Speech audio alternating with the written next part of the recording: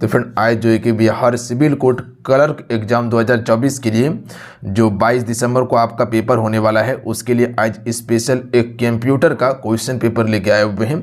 इसको आपसे शुरू से अंत तक सॉल्व कीजिएगा। जितने भी महत्वपूर्ण प्रश्न हैं वो सारे एक्सपेक्टेड क्वेश्चन हम एग्जाम तक आपको कंप्लीट करवा देंगे, ताकि पेपर में आपको मदद कर सके, क्योंकि समय अब कम बचा हुआ है। तो कम समय में टू द पॉइंट आपसे कंप्लीट कर लीजिए। आपसे सबसे पहले सेशन को लाइक ज़रूर कर लीजिएगा। क्लास करते हैं आपसे लाइक नहीं करते, लाइक ज़रूर कर लीजिएगा आप सभी। तो चलिए शुरू करते हैं। आज का पहला क्वेश्चन है कि पहला कंप्यूटर बनाया गया था। तो यहाँ समझिएगा, जो पहला कंप्यूटर बनाया गया था 1837 ईस्वी में बनाया गया था। और ये किसके द्वारा बनाया गया था? चार्ल्स बेबेज के द्वारा, याद रखिएगा। इसी को हम सभी कंप्यूटर का पिता भी कहते हैं, ध्यान दीजिएगा आप सभी।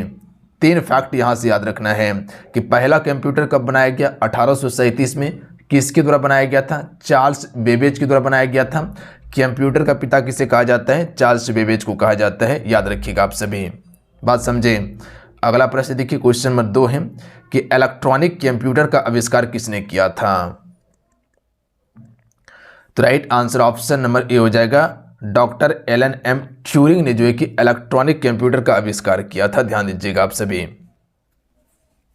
और ये आपका एक ब्रिटानिक वैज्ञानिक था। अगला क्वेश्चन है कि विश्व कंप्यूटर साक्षरता दिवस कब मनाया जाता है? चलिए क्वेश्चन नंबर 3 का राइट आंसर कीजिएगा। देखिए, अगर किसी भी क्वेश्चन का आंसर पता हो तो अपना आंसर नीचे कमेंट बॉक्स में बता सकते हैं। देखिए, क्वेश्चन का आंसर आपसे ज़रूर लिखा कीजिए, क्योंकि जिस क्वेश्चन का आंसर आप लिख देते हैं वो प्रॉपर आपको याद हो जाता है। तो इतना सा काम ज़रूर कर लिया कीजिए आप सभी। सुपर कंप्यूटर परम का निर्माण किया था। देखिए, भारत में जो सुपर कंप्यूटर है उसका नाम क्या है? परम है। और ये सबसे पहले किसके द्वारा बनाया गया था? तो पुणे में स्थित सीडेक कंपनी के द्वारा बनाया गया था, याद रखिएगा। तो option number D right answer होगा। सीडेक कंपनी के द्वारा बनाया गया था पहला सुपर कंप्यूटर, जिसका नाम क्या था? परम था। अगला क्वेश्चन है कि भारतीय सुपर कंप्यूटर का जनक कौन कहलाता है? देखिए, जितने प्रश्न हैं सारे अति महत्वपूर्ण प्रश्न हैं आपके पेपर के लिए। Right answer option number B हो जाएगा, विजय भटकर इसका बिल्कुल राइट आंसर हो जाएगा। देखिए, इसने जो है कि परम 8000 सुपर कंप्यूटर का आविष्कार किया था सबसे पहले, इसीलिए कह सकते हैं कि सुपर कंप्यूटर का जनक जो माना जाता है भारत में, वो विजय भटकर को माना जाता है।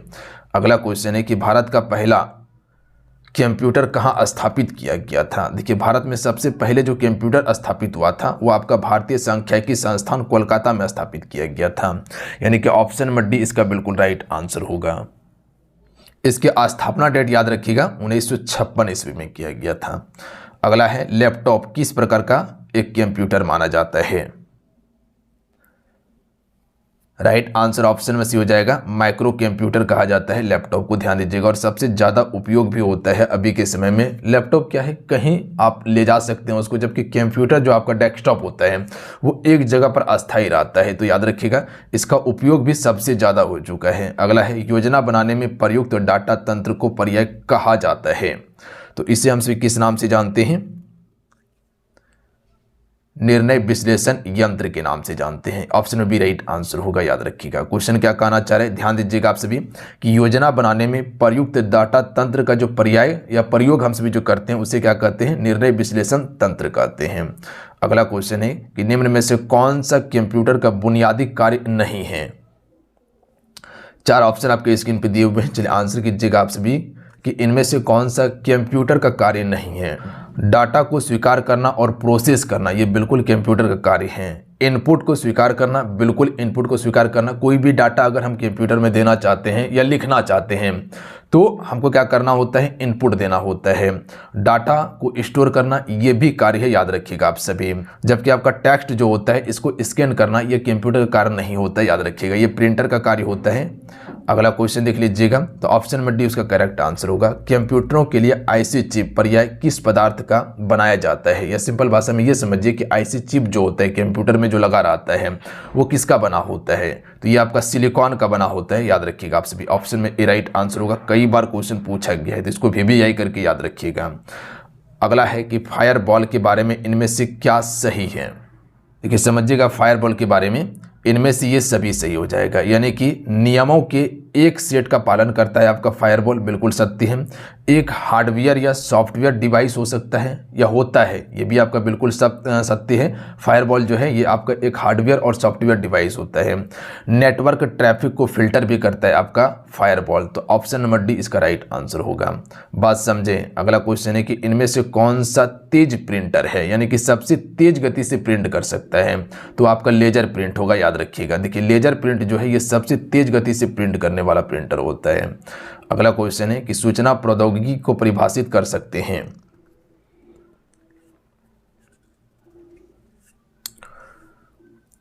कनेक्टिविटी प्लस हार्डवेयर को, ध्यान दीजिएगा, option number D correct answer होगा। अगला है किस प्रकार के कंप्यूटर का सर्वाधिक प्रयोग किया जाता है अभी के समय में।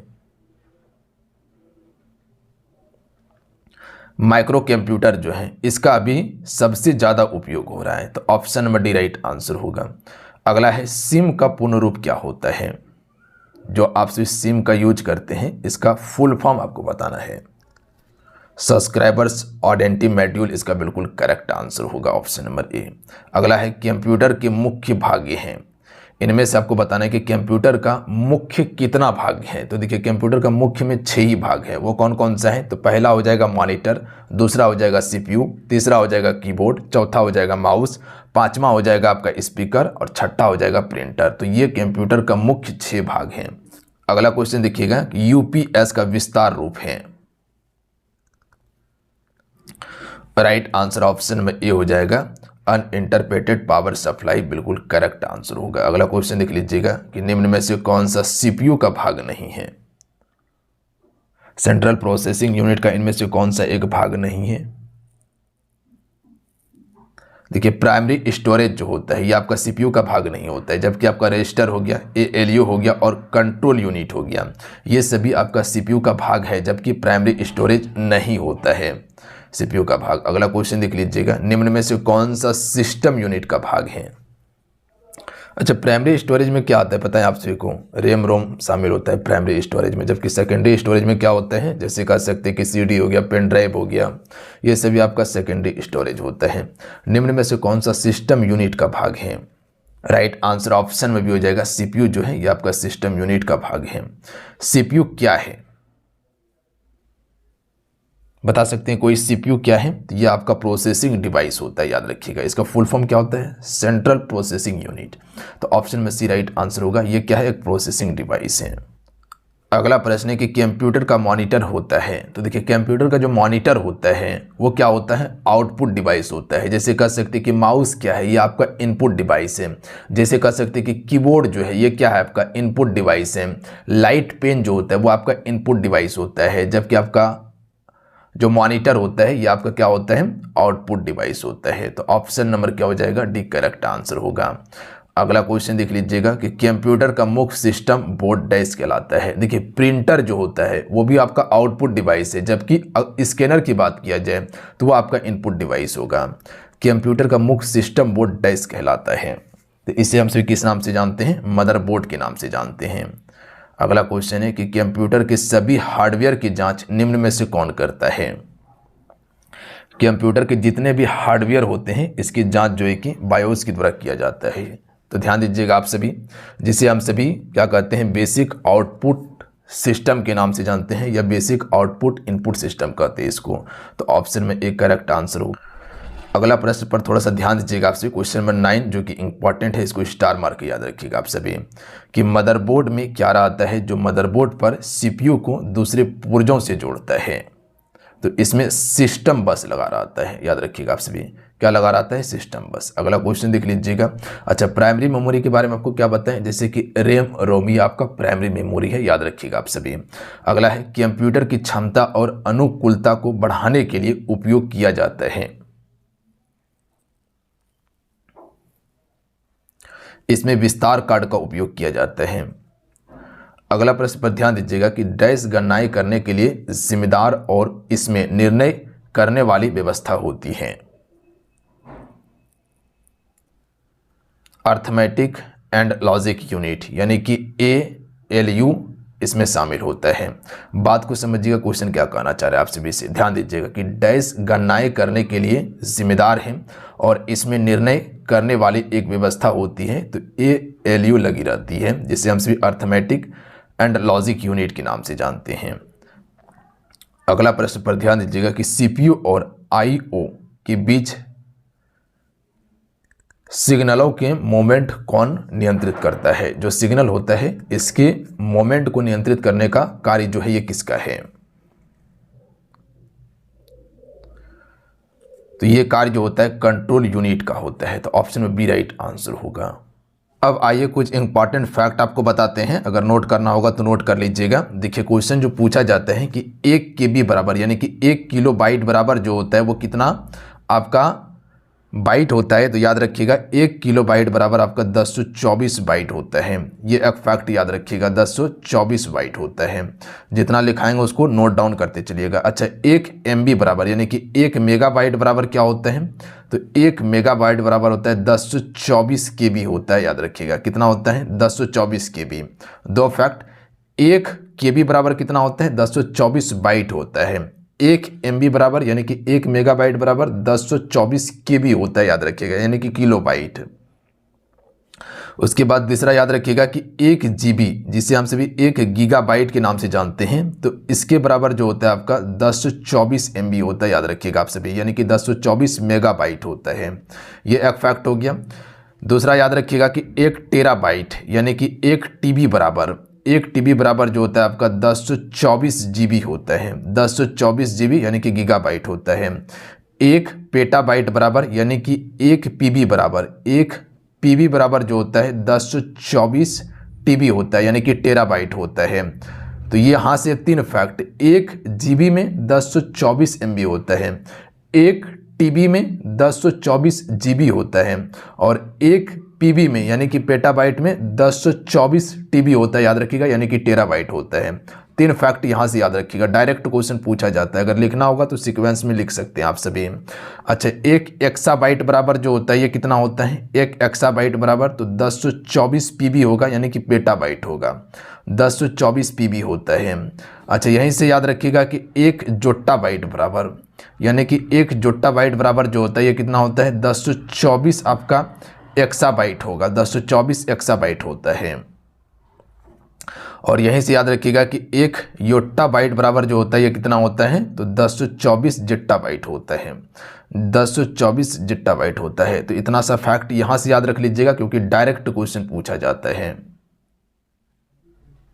अच्छा, यहीं से आपसे याद रखिएगा कि 1 निबल बराबर जो है ये कितना बीट होता है।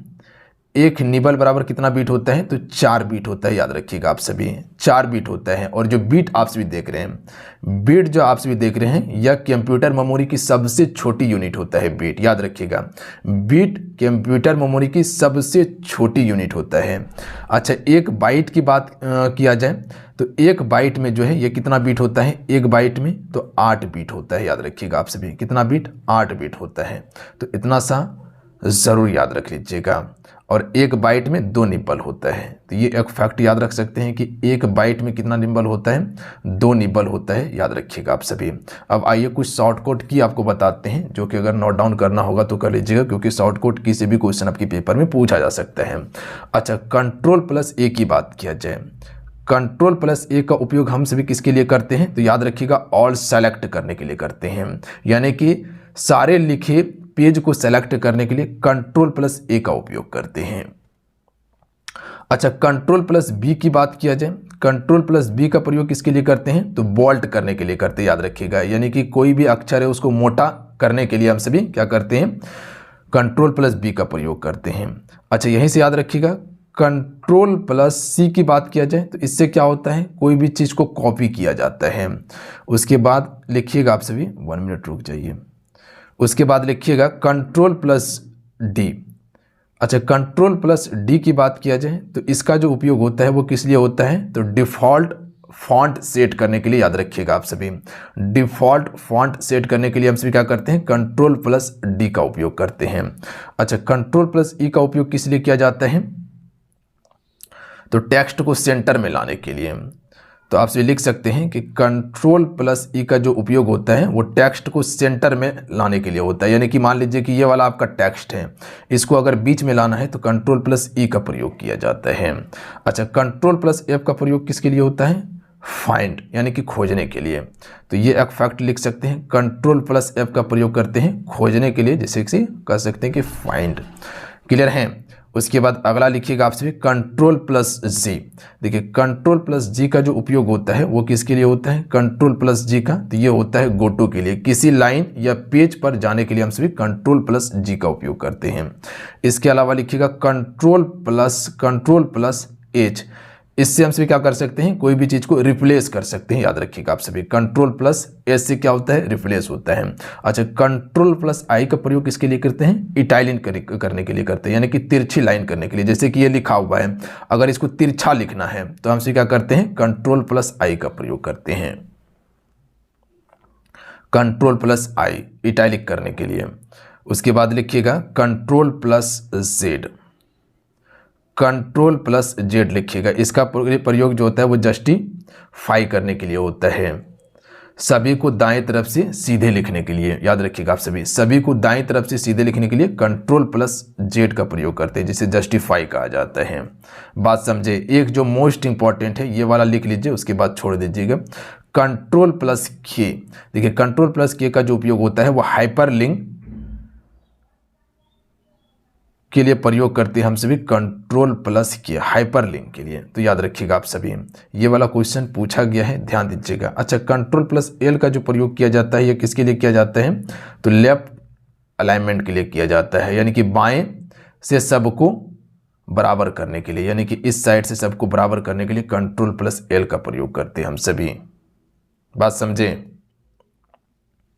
तो इतना सा अभी फैक्ट याद रखिएगा जो शॉर्टकट की में था, और अभी जेड तक होगा तो वो हम आपको नेक्स्ट सेशन में बता देंगे।